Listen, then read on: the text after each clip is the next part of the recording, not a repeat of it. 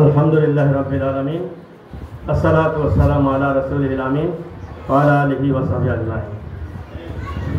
ঐতিহ্যবাহী শিক্ষা প্রতিষ্ঠান কালিকাপুর আব্দুল মতিন খুচরা কলেজের সম্মানিত অধ্যক্ষ, আজকের সম্মানিত প্রধান মেহমান, বিশিষ্ট শিক্ষাবিদ, আমার অত্যন্ত কাছের মানুষ, মনের মানুষ, প্রিয় মানুষ, মহব্বতের মানুষ আরাফাতি ভাই আলহাজ অধ্যক্ষ মফিদুল ইসলাম স্যার, উপস্থিত সুপার এলাকার আমাদের শ্রদ্ধাভাজন আবুল বশর মামা, মোবারক বাজার সহ উপস্থিত শিক্ষক মণ্ডলী এবং অভিভাবকের মধ্যে মা এবং বোনেরা, ভাই এবং বাবারা, ছাত্রছাত্রীবৃন্দ, আসসালামু আলাইকুম ওয়া রাহমাতুল্লাহি ওয়া বারাকাতুহু।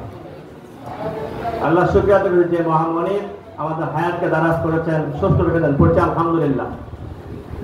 আমি আবার আল্লাহর দরবারে কৃতজ্ঞতা জ্ঞাপন করছি যে মহামনির, আমি এই প্রতিষ্ঠানেরই ছাত্র ছিলাম, প্রথম থেকে তৃতীয় শ্রেণী পর্যন্ত এই মাদ্রাসায় লেখাপড়া করেছি। আমি বাস্তব জীবনে, ছাত্র জীবনে প্রথমে স্কুল লেখাপড়া করি, তারপরে আবার প্রথম থেকে তৃতীয় পর্যন্ত এই মাদ্রাসায় লেখাপড়া করি, তারপরে রাজিয়া মাদ্রাসা এবং বাইরের অন্যান্য প্রতিষ্ঠান লেখাপড়া করেছি। আল্লাহ রাব্বুল আলামিন যেই প্রতিষ্ঠানের ছাত্র ছিলাম সেই প্রতিষ্ঠানের সভাপতি আল্লাহ পাক সুযোগ করে দিয়েছেন, নিযুক্ত করেছেন। এই জন্য মহামনিবের দরবারে কৃতজ্ঞতা প্রকাশ করছি আলহামদুলিল্লাহ। সম্মানিত উপস্থিতি, আমি আর সময় নেব না, দুই মিনিটে শেষ করব। আমি বলতে চাই সকল অভিভাবকের উদ্দেশ্যে, আপনার সন্তান আপনার শক্তি, আপনার সন্তান আপনার সম্পদ, আপনার সন্তান আপনার ভবিষ্যৎ। কি বলেন? কি বলেন?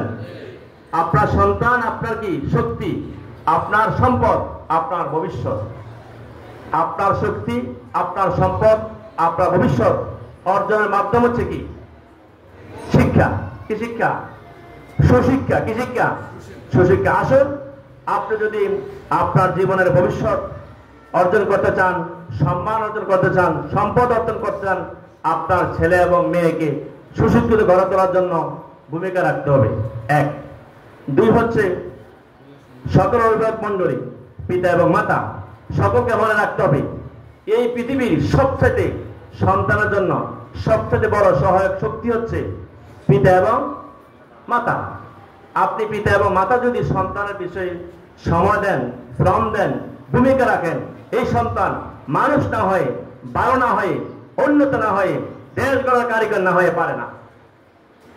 আপনার সন্তানের ভবিষ্যৎ উন্নত করার জন্য, দেশ গড়ার কারিগর করার জন্য, ভালো মানুষ গড়ে তোলার জন্য আপনি খেয়াল করবেন আপনার ছেলে নিয়মিত মাদ্রাসা আসে কিনা, বাড়িতে লেখাপড়া করে কিনা। আমরা শিক্ষা প্রতিষ্ঠানের শিক্ষকগণ এবং ম্যানেজিং কমিটিগণ যত চেষ্টা করবো না কেন, যদি অভিভাবক মণ্ডলী সচেতন না হন, সন্তান কখনো সুশিক্ষিত হবে না, উচ্চশিক্ষিত হবে না, ভালো মানুষ হবে না। কি বলেন আপনারা? কি বলেন?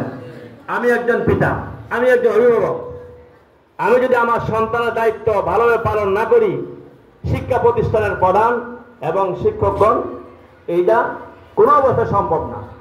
যদি আপনার প্রধান ভূমিকা রাখে, এক নম্বর ভূমিকা থাকবেন আপনাদের।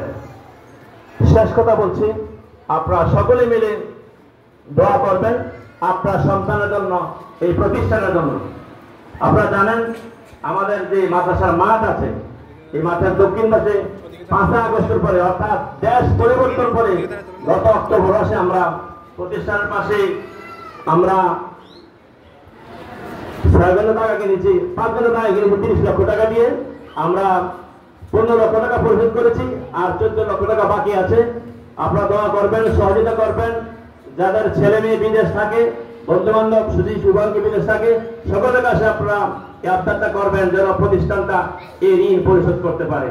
আপনারা জানেন এটি একটি বেসরকারি প্রতিষ্ঠান। কি প্রতিষ্ঠান? বেসরকারি প্রতিষ্ঠান। ন্যূনতম কোন প্রতিষ্ঠানের আমি আসার পরে দেখলাম আয়ের কোনো উৎস নাই, কোনো খাত নাই, একটি টাকাও প্রতিষ্ঠানের কাছে নাই। সব টাকা আমাদের খরচ হয়ে আছে, ঋণের মুখে প্রতিষ্ঠানটি আছে। আপনারা সবাই যদি দোয়া করেন, সহযোগিতা করেন, আমরা এই ঋণ থেকে মুক্ত হতে পারবো। এবং সর্বশেষ দোয়া চাচ্ছি, আমি যেহেতু প্রতিষ্ঠানের ছাত্র ছিলাম, এই এলাকার সন্তান, আমি সবার সহযোগিতা চাই, দোয়া চাই। শিক্ষার উন্নয়ন এবং প্রতিষ্ঠানের অবকাঠামো উন্নয়ন যেন সকলকে সাথে নিয়ে করতে পারি, সেই তৌফিক কামনা করছি। আমার তৌফিক ইল্লা বিল্লাহ। আসসালামু আলাইকুম ওয়া রাহমাতুল্লাহ। আপনারা জানেন আমাদের এই প্রতিষ্ঠানটি দীর্ঘদিন আপনার সিসিটিভির অন্তর্ভুক্ত ছিল না, এখন থেকে আমাদের সিসিটিভির অন্তর্ভুক্ত আছে। আপনি ইচ্ছা করলে মোবাইলে চেক করে বাড়িতে বসেও আমার প্রতিষ্ঠানের অবস্থা লক্ষ্য করতে পারবেন। আসুন আমরা সকলে মিলে আগামী দিনে ইনশাআল্লাহ ইসলামিয়া দাখিল মাদ্রাসার শিক্ষার উন্নয়ন অবকাঠামো উন্নয়নের ভূমিকা রাখবো, এই তৌফিক কামনা করে, এই আশাবাদ ব্যক্ত করে সকলকে আন্তরিক ধন্যবাদ দিয়ে আমার কথা। আসসালামু আলাইকুম ওয়া রাহমাতুল্লাহি ওয়া বারাকাতুহু।